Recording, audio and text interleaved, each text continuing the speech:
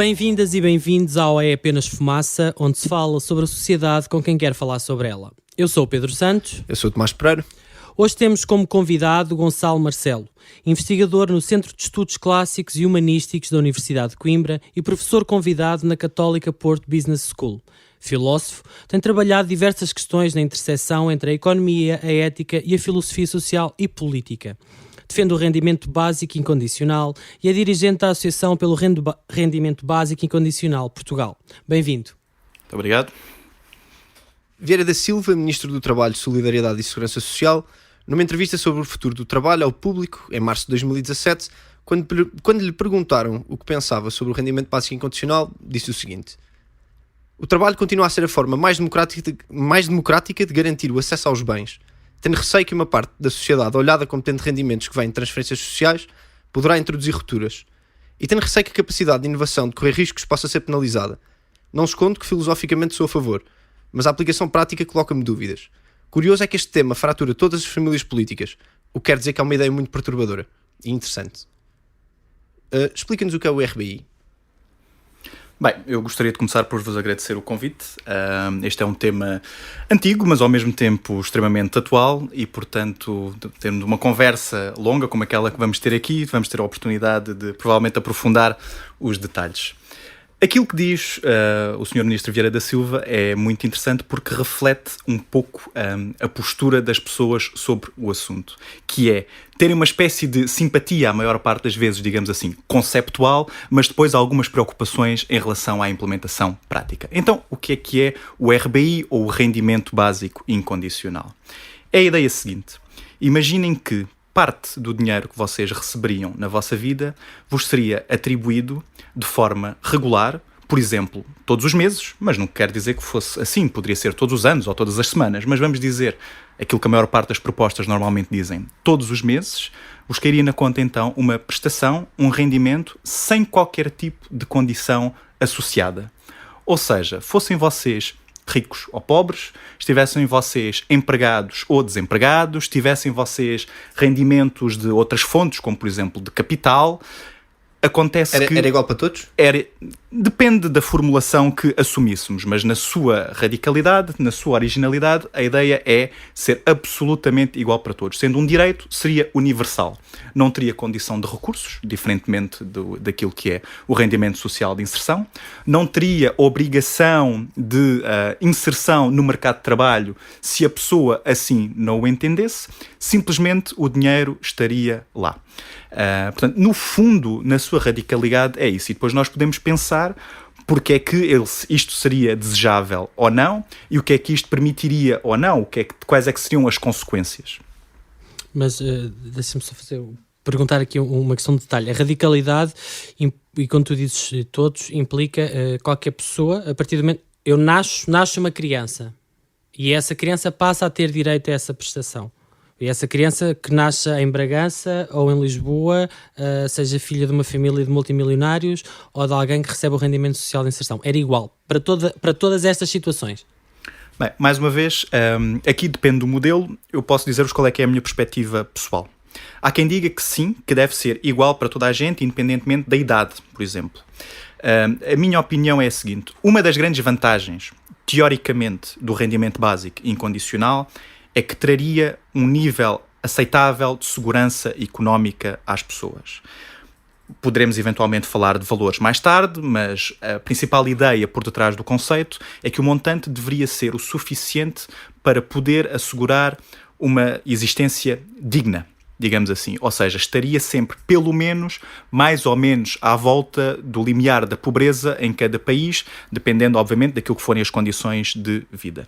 E, portanto, e aqui estamos no domínio da mera hipótese, não estou a dizer que estamos a propor introduzir isto agora nestas condições, mas, em tese, caso ele fosse introduzido em Portugal na sua forma mais pura em 2017, ele teria de andar à volta dos 400 euros. Portanto, o limiar mínimo, um limiar da pobreza em Portugal este ano anda à volta, se não me engano, dos 439 euros e, portanto, estaríamos a apontar para qualquer coisa desse género.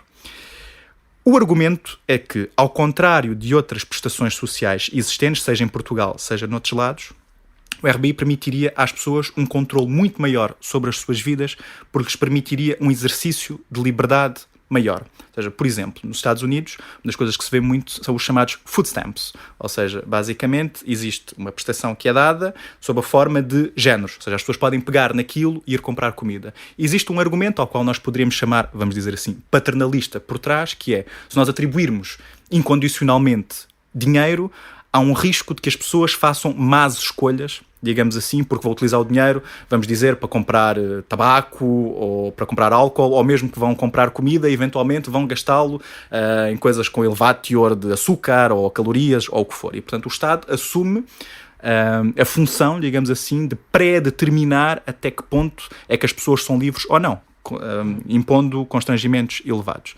Isto para responder à tua pergunta.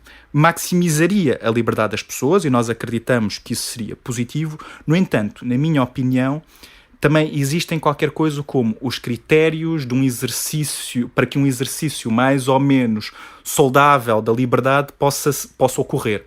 Isto é, menores de idade, pessoas que não são capazes de utilizar a razão como nós a concebemos, provavelmente não deveriam receber um RBI, ou pelo menos não total. Ou então, se o recebessem, deveriam ter, digamos, um tutor, uma mãe ou um pai ou alguém da família que o pudesse gerir.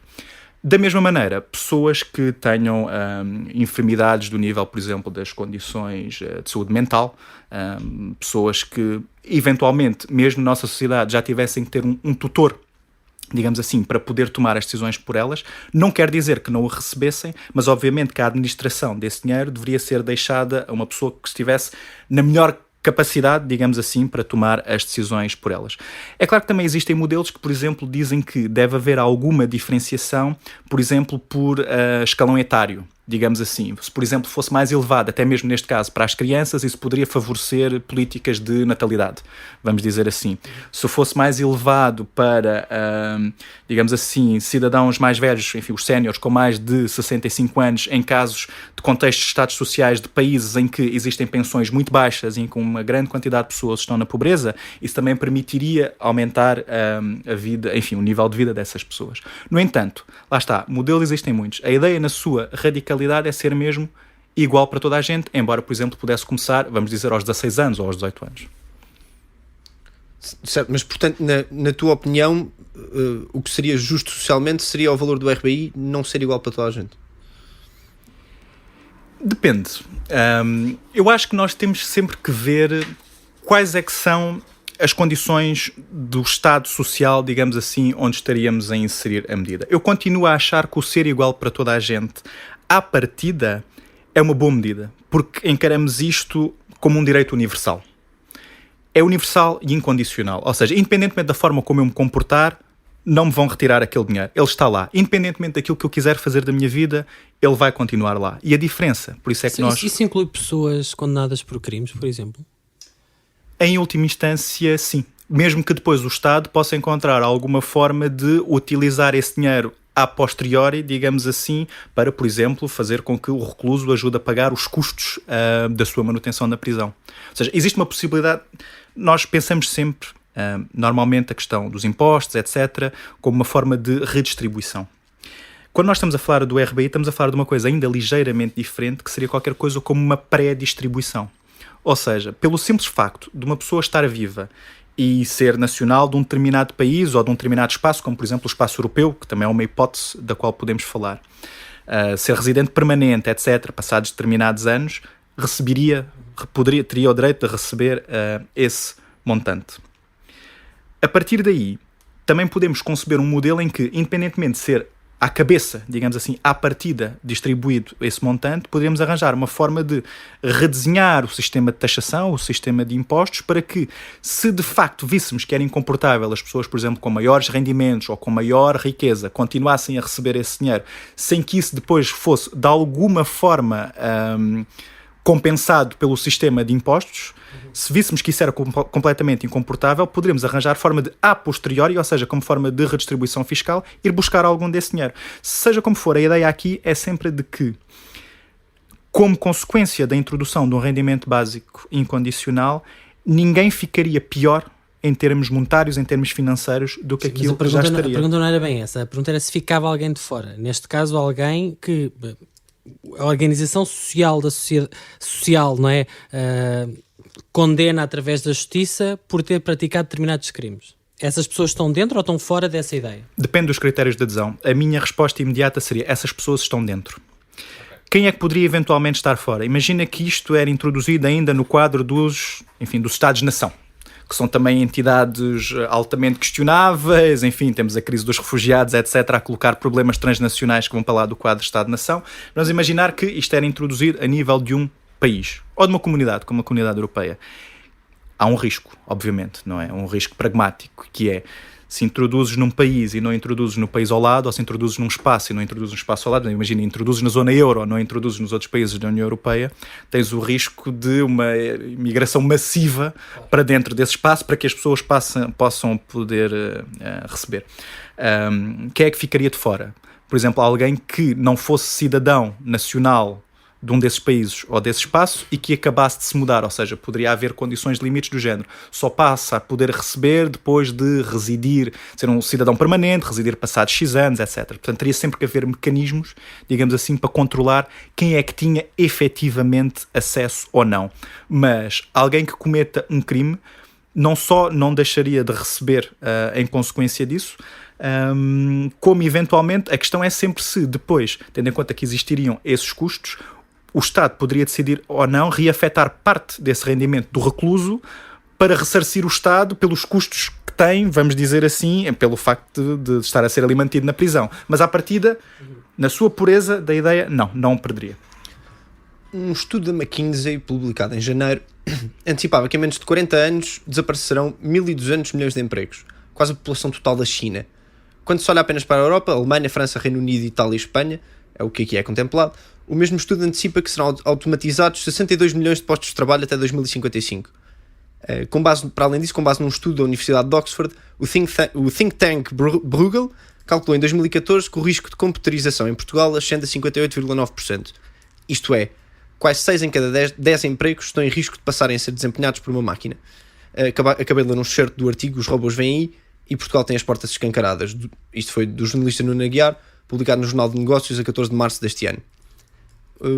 Os robôs vão roubar mais trabalhos aos humanos daqui em diante? Bem, é possível que sim, e fico feliz que falem nesse tema, porque esse é um dos temas que nos leva a pensar de forma mais séria qualquer coisa como rendimento básico e incondicional. E é, aliás, o motivo pelo qual muitas pessoas, de quem talvez nós não esperássemos que defendessem uma proposta deste género, a começam a defender. Porque isto é uma proposta que tem lá está defensores à esquerda e à direita, podemos lá voltar mais tarde. Quem é que tu achas que não defenderia isto? Eu diria o seguinte: eu vejo sempre o rendimento básico incondicional como um aprofundamento do Estado Social. Às vezes o rendimento básico incondicional é apresentado de forma alternativa ao Estado Social, como se fosse um trade-off. Eu vejo como um aprofundamento do Estado Social. Logo, quem me parece que à partida defenderia o Estado Social e o RBI como forma de aprofundamento do Estado Social seria uma perspectiva tendencialmente ou tradicionalmente de esquerda, digamos assim. No entanto, pessoas que nos últimos tempos têm defendido o RBI são pessoas como os empresários e os empreendedores, e nomeadamente os de Silicon Valley. Portanto, temos pessoas como o Mark Zuckerberg a defender o RBI, como o Elon Musk da Tesla a defender o RBI. E porquê? Neste contexto, era aqui que eu queria chegar. Pelo seguinte: nós estamos a passar por aquilo a que se costuma chamar a quarta revolução industrial. Que, entre outras coisas, é marcada pelo aumento muito grande da automatização, pela utilização de inteligência artificial a um nível muito mais avançado, com machine learning, etc. E, portanto, todos esses relatórios, o do Fórum Económico Mundial, etc., apontam precisamente para esse risco muito grande, muito elevado, da diminuição brutal da mão de obra necessária à escala global, para que os produtos continuem a ser produzidos. Eu não sei se isso vai acontecer porque, lá está, no domínio da computação, então, as previsões normalmente costumam falhar, pecam sempre por excesso ou por defeito, e no fundo nós às vezes subestimamos um bocadinho a capacidade de inovação humana de se adaptar e de conseguir encontrar novas coisas. Mas, olhando para esses relatórios que são, enfim, mais abalizados a falar disto do que eu diria que sim, que os robôs vão, entre aspas, roubar cada vez mais mão de obra. E a partir daqui nós vemos dois cenários. A introdução da tecnologia é sempre assimétrica. porque a tecnologia a introdução faz sempre através de inovações. Algumas delas, aquelas que têm maior sucesso, acabam por se massificar e muitas vezes até acabam por levar a um aumento do nível de vida da maior parte das pessoas, mas numa primeira instância são sempre desiguais e promovem sempre desigualdade. Ora, vamos imaginar que o impacto da quarta revolução industrial vai resultar, entre outras coisas, num aumento da produtividade, o que é provável. Ao mesmo tempo que rouba, vamos dizer assim, para continuar a utilizar esta terminologia, os empregos às pessoas. Portanto, aumenta a produtividade e aumenta o desemprego. Exatamente. O que é que acontece? Acontece que, no fundo, as capacidades de reprodução material, vamos dizer assim, continuariam asseguradas, a capacidade de criar objetos para o consumo até aumentaria. No entanto, se continuássemos com o modelo que temos tido, enfim, já desde há muitos séculos e, sobretudo, desde o início daquilo que possamos chamar historicamente o capitalismo, enfim, isto é uma grande conversa, é que nós associamos a capacidade que as pessoas têm para sobreviver à remuneração pelo trabalho e ao emprego. Ora, associamos porque é assim, não é? Associamos... Pelo menos em Portugal, sabemos que, não é? Em Portugal é um dos casos mais extremos na Europa, onde para as pessoas assegurarem a sua sobrevivência têm que ter o trabalho. Depois há as prestações sociais, não é? Claro. Mas não é por acaso, não é só uma assunção, é um facto concreto da vida das pessoas e da economia e da forma como nos organizamos. Sim, mas há dois níveis aí, acho eu, que são o seguinte. De facto, é uma associação objetiva porque ela existe. Tem que ver com as condições materiais da economia e da forma como ela está organizada nos dias de hoje. No entanto, há um segundo nível que justifica o primeiro, que é o nível das nossas crenças, é o nível cultural, é o nível da justificação ética, se lhe quisermos chamar assim, que é, nós sabemos que é assim e achamos que existem razões para não deixar de ser assim porque achamos que é isso que é justo. Ou seja, quem não trabalha não come. Ou, como dizia um economista famoso, não há almoços grátis. É isso que nós, ou muitos de nós, pelo menos, tendem a acreditar.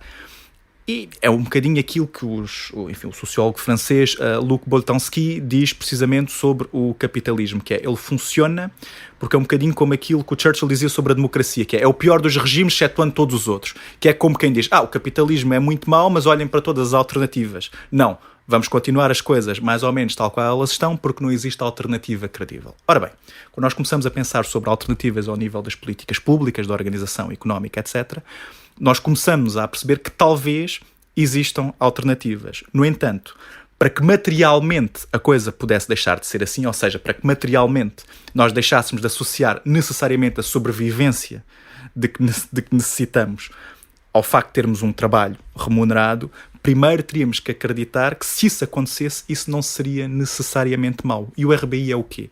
É precisamente a desassociação entre os níveis, enfim, de subsistência de que nós necessitamos e o facto desses meios serem providenciados e o trabalho remunerado. Porque, já agora, nós quando pensamos em trabalho, pensamos sempre na remuneração. Mas existem muitas atividades às quais nós poderíamos chamar trabalho, vamos dizer assim, em sentido não técnico, que não são remuneradas e não deixam, digamos assim, de dar trabalho. Quer dizer, uma pessoa que fica em casa a tomar conta das crianças... Trabalho doméstico. Está a fazer trabalho doméstico. Uma pessoa que se dedica a uma ONG qualquer, ou que seja um ativista político não remunerado, continua a exercer trabalho. Um artista que faça trabalho criativo e que tenha dificuldade em colocar o seu trabalho, digamos assim, no mercado, pode continuar a trabalhar 12 ou 16 horas por dia, vamos dizer assim. Tu estás a dizer que se pode trabalhar muito sem ser pago, ainda não estando mesmo não estando num contexto formal de trabalho. Precisamente. E o RBI seria uma forma de solucionar essa lacuna? Sim, porque daria mais escolha. Ou seja, uma pessoa que... É aquilo que o Philippe Van Parijs fala como metáfora dos surfistas, que é... Nós somos todos diferentes nas nossas ambições, vamos dizer assim. No entanto, precisamos todos de viver. Alguém que, imaginando que o nível do RBI era suficiente para a pessoa viver com um mínimo de dignidade. Alguém que decidisse viver toda a vida só com o RBI e não ter mais dinheiro do que isso, seria livre de o fazer e depois ocupar-se, vamos dizer assim, daquilo que melhor entendesse, daquilo que bem entendesse. Tanto podia ser o exemplo dos surfistas do Havaí que o Van Parijs dá, como podia ser alguém que trabalhasse para todo o tipo de causas cívicas nas quais se envolveria, etc. há até várias designações possíveis para o RBI. Nós, aqui em Portugal, adotámos a designação rendimento básico incondicional porque achamos que a incondicionalidade exprime bem aquilo que nós queremos dizer. Mas há quem lhe chama renda básica e há também versões que chamam renda de cidadania ou rendimento de cidadania. O que pressupõe o quê? Pressupõe que, precisamente, ao fazer esta distinção entre trabalho e emprego, ou trabalho e trabalho remunerado, as pessoas provavelmente estariam mais disponíveis, ou pelo menos algumas das pessoas estariam mais disponíveis para participar mais ativamente na sociedade. Porquê? Porque não teriam precisamente a necessidade de estar sempre constantemente a trabalhar. E, portanto, a transição entre aquilo que é estar no mercado de trabalho ou não estar no mercado de trabalho podia ser facilitada, era mais fluida. Isso é interessante. Há aqui queríamos te ler uma citação que tu deves conhecer do Filipe Van Parrais, que é, para explicar, é doutorado em Ciências Sociais e Filosofia, é um dos fundadores da BN, que é a Basic Income Earth Network, que basicamente é a rede mundial que promove o RBI e que este ano até realizou cá em Portugal o Congresso Mundial que fala sobre este tema, em setembro passado, e tu também ajudaste a co-organizar. Ele é uma das vozes mundiais e tem sido bastante entrevistado. Foi entrevistado pelo Observador em setembro e disse o seguinte: por isso digo também que o RBI não é só acerca de rendimento, é sobretudo uma redistribuição de poder das pessoas, não só na possibilidade de dizer não, mas também em dizer sim. Não é só uma questão de justiça, é também uma maneira de tornar a economia mais eficiente.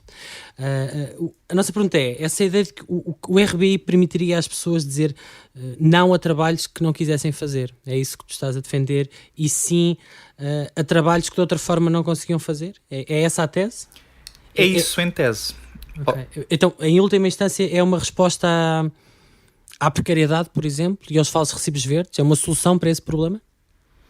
Eu diria que não eliminaria necessariamente a precariedade. Ou seja, há uma coisa que eu, apesar de tudo, devo dizer é que eu não vejo o RBI como uma panaceia. Ou seja, eu vejo o RBI como uma medida alternativa de política pública que permitiria rearranjar completamente os dados do jogo. E já agora, antes de te responder essa pergunta, volto à questão da tecnologia, que eu acabei por não responder totalmente. Sim, vamos relacionando. Pronto. Essa é a ideia. Porquê? Pelo seguinte, porque então, em consequência da introdução da tecnologia, das duas uma, ou a desigualdade aumentava muito, porque seria cada vez mais difícil, se não mesmo impossível, o pleno emprego, que tem sido a alternativa tradicional, vamos dizer assim, de esquerda, mas ainda mantendo essa associação necessária entre os rendimentos do trabalho e a capacidade de sobrevivência, e deixávamos que isso acontecesse, ou seja, vivíamos numa sociedade onde as máquinas faziam quase tudo e ainda assim, por absurdo, uma grande maioria de pessoas vivia ou em pobreza absoluta ou pelo menos muito longe daquilo que são as condições de uma existência digna, digamos assim, ou então arranjaríamos forma de, por exemplo, dado o aumento de produtividade que podemos antecipar, taxar as máquinas ou os produtos das máquinas. Existem muitas outras soluções, mas fazendo, por exemplo, uma taxação maior das empresas que mais benefícios obtivessem através de postos de trabalho substituídos por automatização e que tivessem resultados positivos com isso, seriam simplesmente mais taxadas. E isso permitiria ajudar a ser, pelo menos, uma das soluções para financiar um rendimento básico. Seja como for, respondendo à tua última pergunta. Bem, isto é tão velhinho como o próprio Marx. Nós, quando olhamos para as soluções liberais e a forma como elas descrevem enfim, o chamado salariado, não é? Portanto, a relação entre um empregador e um empregado, é dizerem o seguinte: não, mas quer dizer, as condições de liberdade já estão asseguradas, porque um trabalhador é livre de dizer que não a uma determinada oferta de trabalho. Pois bem, a questão, e como tu realçaste e bem ainda há bocadinho, é que em Portugal e em muitos outros lados essa liberdade não existe, porque se nós dissermos que a minha liberdade ao recusar um trabalho é a liberdade de morrer à fome ou é a liberdade de viver em condições mesmo absolutamente precárias no sentido da miserabilidade da minha existência, eu não considero que isso seja verdadeira liberdade. E, portanto, Marx diz, e com razão, que esta liberdade é uma liberdade truncada, porque há sempre uma parte muito mais forte, que é a parte do empregador, digamos assim, que tem, entre aspas, a faca e o queijo na mão. Ora, eu não acho que o RBI solucionasse por si só a questão da precariedade. Eu acho que revolucionaria a própria organização do trabalho, sobretudo em contextos em que, lá está, houvesse menos necessidade de mão de obra. Porquê? Outra das soluções, e que a esquerda também muitas vezes apresenta, e que eu acho que é perfeitamente compatível com o RBI, é a questão da redistribuição do trabalho. Ou seja, simplesmente o facto de trabalharmos menos horas. É provável que Mas essa não é a proposta do RBI. Não é, são duas coisas diferentes. Eu acho que são Poderia ser um conciliáveis. passo de implementação, mas não é a proposta, não é? Não é a proposta, mas eu acho que são duas políticas públicas que seriam conciliáveis e que, aliás, fazem mais sentido em conjunto, porque tudo o resto é sempre até certo ponto paternalista no seguinte sentido. Fazermos, por exemplo, uma redução do horário de trabalho à força, vamos dizer assim, ou seja, como implementação da lei de forma estrita, com coerção, etc., eventualmente prejudicaria todas aquelas pessoas que são, por exemplo, workaholics e existe um direito a sê-lo, ou existem as pessoas que são muito ambiciosas e que simplesmente querem trabalhar mais horas. Existem muitas empresas. Eu sou profundamente a favor de medidas de redistribuição ou redução do horário de trabalho. Mas qual é que é o problema? Já quando nós reduzimos para as 40 horas em Portugal, há estudos que mostram isso. A maior parte das empresas, em vez de seguirem o espírito da lei, que era um espírito benigno enquanto tal, que era criar postos de trabalho, porque simplesmente havia menos pessoas a trabalhar, não, simplesmente passaram a recorrer às horas extraordinárias, porque ainda assim continuava a ser mais barato pagar um trabalhador para continuar a trabalhar 44 ou 46 horas por semana, do que propriamente estar a criar novos postos de trabalho com todas as condições associadas, digamos assim, à entrada de novos trabalhadores. Ora, impor isto de forma totalmente vertical, digamos assim, e de forma coerciva, pelo Estado, por si só, pode não ser benéfico, não quer dizer que não seja possível. Ora, fazer isto juntamente com um RBI, aquilo que faria seria dar, de facto, maior poder à parte mais fraca. Porque uma pessoa tanto poderia, por exemplo, decidir trabalhar a vida inteira porque sim, porque era isso que eu gostava de fazer e pronto. Ou então pode haver pessoas que começam a trabalhar de forma mais fácil, de forma interpolada, digamos assim, em que, por exemplo, trabalham durante 10 anos, mas de repente acham que já não estão na área certa. E, em condições normais, se não forem ricas, nunca poderiam deixar de trabalhar e continuavam sempre a fazer a vidinha, etc. Mas se de repente acharem que devem reconverter a carreira por algum motivo e que têm que passar X anos dedicadas a estudar uma coisa que ainda não sabem, se calhar mais facilmente param 3 anos e fazem uma nova licenciatura, porque na prática têm algum dinheiro de lado com aquilo que podem acumular do RBI e mesmo que não estejam a trabalhar, continuam sempre a ter o RBI. E, portanto, não resolveria a precariedade porque talvez as próprias formas de trabalho fossem mais descontínuas. A questão é que nós deixaríamos de encontrar necessariamente no trabalho pela sobrevivência a razão de ser da nossa vida e a necessidade que nos era imposta. E se não quisermos trabalhar por acharmos precisamente que a razão de ser da vida não está aí, temos o direito a ser preguiçosos e a não querer trabalhar? O RBI também responde a essa questão e às pessoas que sentem que temos o direito a não querer trabalhar? Eu diria que sim. Ou seja, eu não acho que o RBI acabe com o trabalho. Isso é uma das objeções que se fazem muitas vezes, que é o problema dos incentivos ao trabalho. Mas se toda a gente tivesse o dinheiro para poder sobreviver... As pessoas iam querer deixar de trabalhar? Pois, isso normalmente é aquilo que algumas pessoas tendem a achar, mas a situação tem evoluído. A questão é que aí há uns aninhos atrás, embora esta ideia seja muito antiga, já vem de Thomas More, vem dos socialistas utópicos, montes de gente defendeu isto, inclusive à direita o Friedman e o Hayek ao longo do século XX, mas a maior parte das pessoas não sabia o que era um rendimento básico incondicional. E isso tem mudado nos anos mais recentes, porque há uma data de projetos piloto pelo mundo, houve um referendo na Suíça, e as pessoas estão bastante mais informadas. E às vezes temos resultados que nos surpreendem. Por exemplo, o ano passado, mais ou menos por altura do referendo na Suíça, houve uma instituição alemã que fez um inquérito europeu, o primeiro inquérito europeu sobre o RBI, portanto, na Europa há 28. E no estudo que eles fizeram, que envolveu, se não me engano, 10 mil entrevistas em todos os países da União Europeia, descobriu-se que 66% das pessoas, a pergunta nem era se eram a favor do RBI, era se pudessem votar pela implementação de um RBI, faluíam sim ou não, ou seja, defenderiam, no caso, por exemplo, de uma votação de um referendo do RBI, e 66% disse que sim. Ou seja, 2/3 dos inquiridos, numa amostra relativamente representativa, porque apesar de tudo foram 10 mil entrevistas, à escala europeia, disseram que sim. Mas a verdade é que na Suíça 80% disseram que não.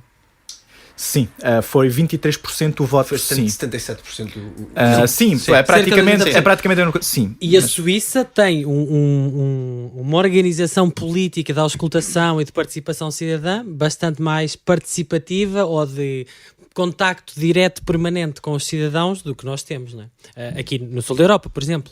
Portanto, não deixa de ser interessante que tenha acontecido na Suíça essa situação que é contrária àquela que tu acabaste de citar. Tens toda a razão e há motivos que o explicam. Eu, voltando um bocadinho atrás, diria só o seguinte, que às vezes as pessoas, isto vê-se muito claramente na experiência empírica que nós temos, às vezes as pessoas, quando nós lhes perguntamos se acham que um RBI faria com que as pessoas deixassem de trabalhar, algumas pessoas dizem que sim e por isso não apoiam, porque é uma vergonha, lá está, por aquela concepção cultural que eu falei há bocadinho. Atrás do trabalho. Pronto, mas o que é que normalmente acontece? E, enfim, convido-os a fazerem essa experiência, se explicarem bem à pessoa e tal, e depois perguntarem o que é que ela acha. Muitas vezes a resposta é os outros deixariam de trabalhar, eu não. Ou seja, nós normalmente, ou seja, isso diz respeito à própria posição de alegada superioridade moral em que nós às vezes nos colocamos quando falamos nós próprios ou quando falamos de outras pessoas, que é, eu continuava a fazer aquilo que sempre fiz, eu não sou desses, etc, etc. Mas o dinheiro eventualmente dava-me jeito, não é? Agora aos outros, há para aí tanto malandro. Normalmente é assim que as pessoas pensam sobre o assunto. Em relação à Suíça, é verdade que a proposta foi rejeitada por uma larga margem. E eu acho que isso até seria expectável, só por um motivo. É que quando começamos a falar de implementação, etc., eu, por exemplo, acho que até seria por dentro uma implementação faseada, ou seja, não começar por um valor, apesar do desejável ser pelo menos o limiar da pobreza. Obviamente que seria muito difícil encontrar um montante desse género rapidamente, sem haver uma profunda reformulação do sistema de impostos, etc, etc, etc. E eu sou a favor de uma implementação que comece por um valor relativamente baixo. Ora, na Suíça, estávamos a falar de 2.500 francos por pessoa. 2.500 francos por pessoa é mais de 2.000 euros por pessoa. Ora, num país que não tem uma pobreza assim tão elevada, etc., um valor tão elevado seria quase de certeza sempre à partida rejeitado. Dizer que, já agora, a proposta de referendo, tal como foi às urnas, não falava neste valor, mas foi um valor que ficou colado, digamos assim, à campanha, porque foi defendido por algumas das pessoas da campanha no início, etc. No entanto, os resultados também mostram que a rejeição foi muito grande nas zonas rurais, mas houve uma taxa de aceitação elevada em zonas urbanas. Quando diz elevada, estás a falar mais ou menos em que valores? Eu creio que em Zurique e em Genebra, eu agora não tenho certeza, mas numa delas, mais de 50% votou sim. Isso é interessante num sentido. É interessante que a experiência tenha sido feita na Suíça, porque a Suíça é mais ou menos o sítio onde se vão refugiar as grandes fortunas e onde se vai lavar dinheiro. E não deixa de ser interessante que tu há bocado estavas a falar no Bill Gates, da Microsoft, no Mark Zuckerberg, do Facebook, o Elon Musk, da Tesla, o Stuart Butterfield, do Slack. São todos donos de multinacionais de Silicon Valley, não é? Da Califórnia, nos Estados Unidos, e que têm defendido a ideia de uma forma mais ou menos entusiasta, ou pelo menos têm dito que é preciso pensar sobre o rendimento básico e condicional. A pergunta é, ouvir multimilionários que normalmente têm as empresas sediadas em paraísos fiscais não nos devia fazer desconfiar sobre os seus conselhos quando se fala de redistribuição de rendimentos ou de Estado Social? Sim, tudo depende. Eu acho que esse é um dos motivos pelos quais há muita gente à esquerda que hoje em dia antipatiza com o rendimento básico incondicional, que é precisamente pelos conselhos virem dos multimilionários, e nesse sentido pode haver uma certa hipocrisia, entre aspas, na forma como isso é defendido, mas não necessariamente. Eu não sou a favor da grande desigualdade de rendimentos, da grande desigualdade de riqueza. Eu acho que é uma coisa que é moralmente injusta e que gera perversidades na economia, até porque eu não acredito de todo na trickle-down economics, portanto eu acho que isso é perverso para a economia, mas também reconheço que grandes acumulações... O que é que tu queres dizer com isso? Explica-nos isso. Explica a quem nos está a ouvir o que é que isso quer dizer. O trickle-down economics é basicamente a ideia de que se os ricos tiverem mais dinheiro, se nós permitirmos que haja maior acumulação de dinheiro, que isso depois também pode verter, digamos assim, para a economia, porque, enfim, haverá mais atividade económica, etc. Ora, há montes de estudos que provam exatamente o contrário, porque se eu der 50 euros a um rico, não é certo que ele vá fazer grande coisa com isso. Se eu der 50 euros a uma pessoa que tem estado de grande carência, provavelmente vai utilizá-lo para comprar produtos, para a sua sobrevivência, etc. No entanto, podem existir vantagens de alguma acumulação de dinheiro, que é precisamente o facto de haver uma redistribuição que pode ser mais eficaz. Eu estou a pensar, enfim, nas questões das lutas contra as malárias e mesmo, enfim, no George Soros e no facto de ele, enfim, apoiar causas interessantes, enfim, na Hungria, nos Estados Unidos, etc. Eu diria o seguinte, voltando à ideia de que existe alguma antipatia por parte de algumas pessoas, sobretudo de esquerda, pelo facto do RBI ser apoiado por estas pessoas. Isto é uma forma capitalista, vamos dizer assim, de defender o RBI. E, portanto, nós podemos perceber porque é que para quem produz, vamos dizer assim, para quem tem produtos à venda, um RBI poderia fazer sentido. Porque neste cenário otimista em relação à produtividade, mas pessimista em relação à capacidade das pessoas terem acesso ao dinheiro porque não tinham empregos, logo não tinham rendimentos, acontece que os produtos depois não seriam comprados. É interessante tu falares nisso, porque nós temos aqui uma frase do Martin Ford, empresário norte-americano de Silicon Valley, autor do livro Robôs, a ameaça de um futuro sem emprego, que diz o seguinte: ainda vamos precisar de consumidores para comprarem os bens produzidos. Se quisermos que o capitalismo continue, vamos ter de encontrar uma forma de pôr dinheiro nas mãos das pessoas. Se não houver empregos, precisaremos de outro mecanismo, como o rendimento básico. O que nós estamos aqui a falar e o que esta frase quer dizer não será apenas que o RBI é uma forma de salvar o capitalismo? Em última instância, podes dizer isso, ou seja, existe podes dizer isso em parte, no sentido em que é uma forma de fazer com que o sistema capitalista, no sentido de a produção e venda de produtos no mercado, continue a funcionar, porque as pessoas continuam a ter rendimento e continuam a poder comprar produtos. E a acumulação de lucro? Estás a deixar também, essa parte em fora. última instância, sim, mas tu até podes ver isto, se quisermos ser provocadores para um lado, também podemos ser provocadores para o outro. Se de facto tu conseguisses assegurar condições às pessoas para que houvesse uma maior igualdade, e pelo menos aqui concederias uma igualdade de ponto de partida, porque toda a gente teria de forma incondicional uma prestação todos os meses, e se tu visses isto como uma forma de recompensar as pessoas por coisas que já são usadas pelas grandes empresas e que nunca são taxadas, como por exemplo o uso da terra, o uso do ar, o uso dos commons, digamos assim, sim, dos meios comuns, aquilo que tu estarias a fazer, se isso de facto permitisse, agora vamos pensar numa distopia em que os robôs nos roubam os trabalhos todos e ficamos todos na miséria, eu sei que isto não é assim, eu estou a simplificar, mas vamos imaginar que com o RBI a coisa seria mais no sentido de uma utopia, no sentido em que, por um lado, a maior parte das tarefas penosas, chatas, etc., eram ocupadas pelas máquinas, e por outro, isto resultaria numa capacidade de libertação maior das pessoas para terem acesso a mais coisas. Também podes considerar isto quase, até certo ponto, como aquilo a que se chama um comunismo de luxo. Ou seja, porque as pessoas, de facto, teriam maior capacidade de desfrutar daquilo que é de todos e daquilo que é o comum. O que não quer dizer que tu abolisses necessariamente a propriedade privada, mas mitigarias, creio eu, em grande medida, a pobreza absoluta. Quer dizer, se fosse introduzido a um nível de subsistência, tu, no fundo, acabarias com a pobreza absoluta e, creio eu, mitigarias também a desigualdade. Sempre, na minha opinião, nunca descurando e nunca deitando fora aquilo que são as grandes conquistas do Estado Social. E se pensarmos em Portugal, isso é óbvio. Eu nunca veria o RBI como uma medida benéfica se, para financiar um RBI, nós tivéssemos que acabar com um Serviço Nacional de Saúde ou nós tivéssemos que tornar toda a escola inerentemente privada. Eu até acho que isso é inconstitucional. Ou seja, eu acho que quando algumas pessoas em Portugal atacam o RBI, dizendo que, mas isto é um trade-off, escolhemos, ou temos dinheiro para uma coisa, ou temos dinheiro para a outra, eu aí diria então que nem sequer valeria a pena falar sobre o RBI, porque isso não seria sequer possível, nem de um ponto de vista político, nem do ponto de vista constitucional em Portugal. Então, nós temos sempre que assegurar que as políticas públicas asseguram condições de participação das pessoas na sociedade, condições de desmercadorização, vamos dizer assim, em que nem tudo é entendido como um mercado. E, na minha opinião, o RBI não é só liberdade de mercado, é também liberdade de fazer com que as pessoas possam escolher verdadeiramente dedicar-se àquilo que têm vocação para fazer, inclusive, obviamente, a participar de forma mais ativa na sociedade. Portanto, o que tu acabaste de dizer é que a tua concepção de RBI ou da Associação do Rendimento Básico não defende que se acabe com o Estado Social, no sentido de acabar com retirar o que é posto de impostos públicos no Serviço Nacional de Saúde, ou no Serviço de Educação, ou noutras funções básicas do Estado. Não defende que se acabe isso para ser um mercado comum. Para que cada um tenha que pagar aquilo que precisa de pagar para ir a um hospital, para a escola, para todas essas funções que hoje o Estado, de alguma forma, assegura. Não é essa a ideia, é isso? Não é uma ideia de direita.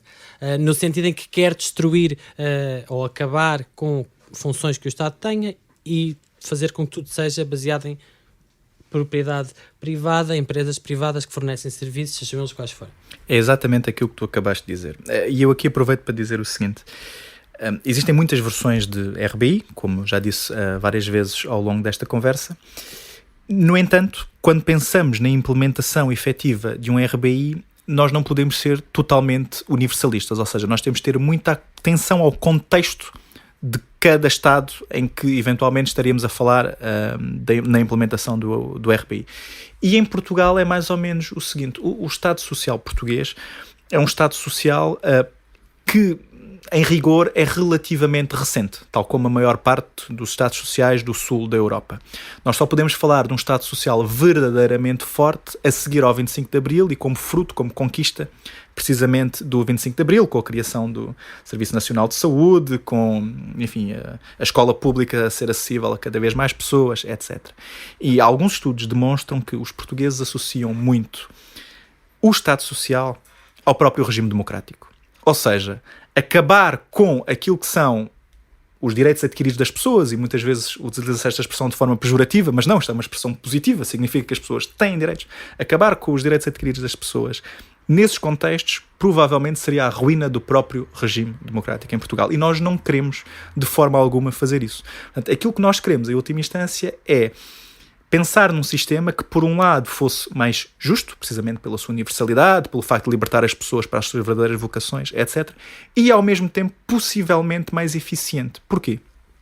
Porque, acabando com as condições de recursos, acabava com condições que muitas vezes até são humilhantes para as próprias pessoas, que têm que provar que estão doentes para não serem obrigadas a ir trabalhar, ou então têm que provar que aceitaram o emprego que lhes foi oferecido, por mais humilhante que ele seja. Que aloca recursos, precisamente, enfim, o Estado Social atual, para fiscalizar as pessoas, nesse sentido, para ver se as pessoas têm os filhos nas escolas, para ver se as pessoas não estão a mentir, etc, etc, etc. E que, portanto, poderia ser mais eficiente no sentido de deixar de gastar esses recursos, basicamente, a vigiar e a perseguir as pessoas, e que, em última instância, lá está, permitiria, repetindo-me, que elas fizessem basicamente aquilo que mais as satisfaria. E não seria mais fácil, com o sistema de prestações sociais que temos agora, não seria menos revolucionário de certa forma, e com tudo o que isso acarreta de complicado, assegurar-nos que conseguimos financiar a segurança social e as outras prestações sociais de outra maneira, em vez de ser preciso um veículo como o RBI para fazer? Não era mais económico também, de certo ponto, direcionar os esforços para aí? Depende daquilo de que estivermos a falar, porque a segurança social é muitas coisas, não é? Tem o regime contributivo e o regime não contributivo. Os sistemas de segurança social estão sob ameaça na maior parte dos países desenvolvidos, devido a muitos fatores, sobretudo o mais importante entre eles, a inversão da pirâmide demográfica, não é? Ou seja, os sistemas de segurança social que nós temos hoje em dia foram desenhados precisamente para populações relativamente jovens e tendencialmente com capacidade de ter ou pleno emprego ou algo muito próximo disso.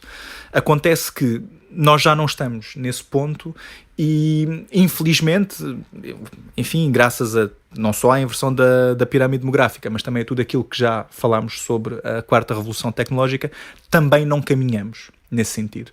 E, portanto, mantendo-se tudo como está, é provável que a sustentabilidade da segurança social esteja sempre cada vez mais em risco. O que não é o caso agora. Debate-se muito sobre o que é que está a acontecer agora, mas a segurança social em Portugal é superavitária. Existe um fundo de capitalização que está relativamente de boa saúde, etc.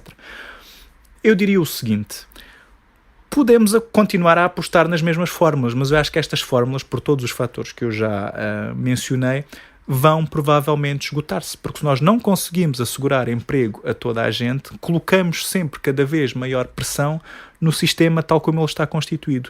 E o RBI tem uma coisa, é que ele é tão simples que quase chega a ser belo, perdoe-se-me a expressão, que é, às vezes os sistemas são tão complicados, com tantas condições de recursos, tanta complicação, que acaba por ser mais difícil gerir um sistema deste género do que RBI pouparia na burocracia, é basicamente isso. O RBI pouparia muito na burocracia e, obviamente, que não desassociaria, obviamente, as prestações das carreiras contributivas. Ou seja, o RBI teria, sobretudo, impacto no regime não contributivo da Segurança Social, porque o RBI poderia substituir muitas das prestações que hoje em dia existem. Substituiria, obviamente, o RSI. Não é? Portanto, o RSI desapareceria e passava a ser o RBI. E, provavelmente, poderia também substituir muitas das prestações mais baixas não contributivas, ainda assim assegurando que as pessoas que descontaram uma vida inteira e que portanto estão inseridas, enfim, nesse caso as pensões delas no regime contributivo da Segurança Social, continuam a receber as suas pensões. Isto é que o RBI seria acumulável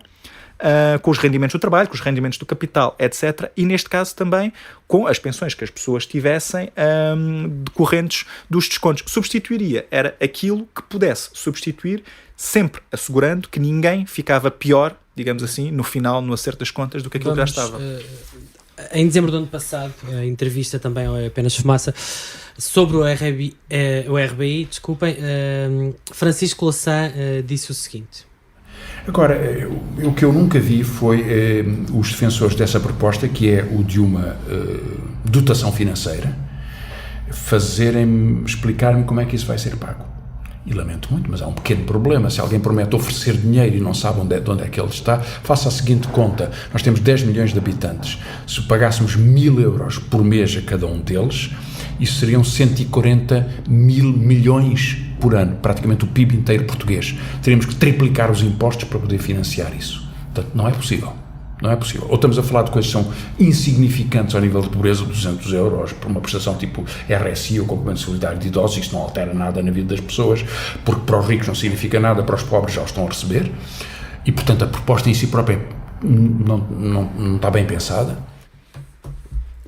Como é que se financia o RBI em Portugal? Que era a pergunta difícil. É a million dollar question. Exato. Bem, eu vou começar talvez por comentar as declarações do professor Francisco Louçã. Não sei se ele vai ouvir isto e perdoar-me-á eventualmente se o ouvir, mas existe aquele ditado que é quando uma pessoa aponta para a lua, ficamos a olhar para a lua ou para o dedo? E muitas vezes as objeções partem precisamente daqui, que é, ok, a ideia até pode ser simpática de um ponto de vista conceptual, mas então como é que vamos financiar, como é que vamos implementar? E eu também se costuma dizer... Que era o que dizia o Ministro do Trabalho na primeira pergunta que fizemos. Exatamente. E eu até acho ótimo que alguém como o professor Francisco Louçã dedique tanto tempo a debater o RBI, porque de facto também há quem diga que uma pessoa mede-se um bocadinho à altura dos inimigos, entre aspas, dos adversários, entre aspas, que tem. Neste caso, a proposta de um RBI em Portugal tem no professor Francisco Louçã um debatedor muito interessante. Como é que se financia? Eu sou sincero e digo que não tenho um modelo fechado para vos apresentar, como é óbvio. Uma coisa vos digo, obviamente que no contexto da União Europeia atual, com o nível de dívida quase em 130% que Portugal tem, com as obrigações condicionais que tem relativas ao tratado orçamental, uma coisa me parece absolutamente evidente, é que um RBI, mesmo que modesto, mesmo que fosse 100 euros por pessoa, nunca poderia sair com o quadro de impostos que nós temos hoje em dia do orçamento de Estado. Quer dizer, e portanto, começar sequer a pensar na questão nesses termos é provavelmente errado. Há muitas possibilidades e o impacto de cada uma delas teria que ser estudado. O que estás a dizer é que tão depressa o RBI não será uma coisa concretizável dentro do quadro de realidade em que vivemos? Dentro do quadro atual não será. No entanto, parte do objetivo de debater políticas públicas é pensar precisamente nas alternativas que poderíamos ter. Muita gente defende, quer dizer, o próprio FMI, num gabinete dirigido, curiosamente, pelo Vítor Gaspar, ex-ministro das Finanças, acaba por, no último Fiscal Monitor, que saiu, se não me engano, na semana passada, vir defender, enfim, a necessidade de estudo de políticas fiscais mais progressivas e de, enfim, medidas alternativas, tais como, incluindo, por exemplo, um rendimento básico incondicional, no âmbito das transformações em curso no mercado de trabalho de que eu acabo de falar. Tem muitas possibilidades. Existe a possibilidade de uma taxa Tobin sobre as transações financeiras. O que é uma taxa Tobin? É precisamente uma taxa que cobra qualquer coisa por cada transação financeira que for feita, basicamente. Existe a possibilidade, aquilo que se chama o quantitative easing do Banco Central Europeu, que basicamente foi, no contexto da crise económica, injetar dinheiro diretamente nos bancos através do Banco Central Europeu. Existia quem defendesse uma versão de helicopter money, ou seja, em vez de basicamente financiar os bancos para que eles pudessem aprovisionar e cumprir, enfim, os rácios de capitalização a que são obrigados, e depois esse dinheiro não chegar propriamente à economia real, porque não dar esse dinheiro diretamente às pessoas? Embora, obviamente, se estivermos a falar de impressão de moeda, pode ser altamente inflacionária, etc. E sempre portanto, a inflação, exatamente. Pronto. Existem possibilidades de impostos verdes, como, por exemplo, taxas sobre as emissões de carbono. Existem possibilidades de, isso sim, da forma possível, tornar o IRS mais progressivo, ou reformular o IRC com base em critérios, por exemplo, lá está, da introdução no futuro da automatização. Ou então existe uma possibilidade, não sei se mais fácil, se mais difícil, mas provavelmente mais execuível, que é a possibilidade daquilo que o Philippe Van Parijs chama o eurodividendo, que é basicamente fazer isto no contexto europeu, no contexto ou da zona euro ou da União Europeia, e utilizar isto até como um estabilizador do euro e dos fluxos migratórios. O que ele propõe é um RBI que tivesse uma taxa base, vamos dizer assim, aí à volta dos 200 euros por pessoa, que depois fosse ajustável de país para país, dependendo dos níveis de vida. E fazer isso com base numa reformulação radical do IVA, fazendo com que o IVA fosse provavelmente um pouco aumentado na generalidade da União Europeia, mas que a maior parte desse IVA fosse gerido não pelos próprios países, não nacionalmente, mas a nível europeu. E depois pegar diretamente nessa percentagem razoável do IVA e utilizá-la para financiar um RBI. Não quer dizer que isto seja sequer politicamente execuível, mas seria talvez financeiramente possível, embora obviamente que tudo isto teria que ser melhor estudado. E aquilo que nós dizemos, em última instância, é que, tendo em conta todas as medidas de, enfim, justiça social, pelo menos na forma como nós a defendemos que isto permitiria, que no fundo seria uma medida justa. E o provável é que, não sendo possível implementar hoje, e ninguém está a falar de implementar hoje a 440 euros por mês, tornar-se-á cada vez mais necessário, pelas razões, enfim, que os empreendedores de Silicon Valley e outras pessoas defendem no futuro. Este foi mais um episódio do É Apenas Fumaça, onde se fala sobre a sociedade com quem quer falar sobre ela. Obrigado, Gonçalo Marcelo, filósofo, dirigente da Associação pelo Rendimento Básico Incondicional Portugal. O É Apenas Fumaça é produzido por Bernardo Afonso, Frederico Raposo, Maria Almeida, Pedro Zuzarte, Pedro Santos, Ricardo Ribeiro, Sofia Rocha e por mim, Tomás Pereira. A música é dos Lotus Fever. Ouçam mais episódios em apenasfumaca.pt ou no iTunes, SoundCloud, YouTube, Comunidade de Cultura e Arte, RUM, Rádio Universitária do Minho e também noutras aplicações de podcasts. Até já!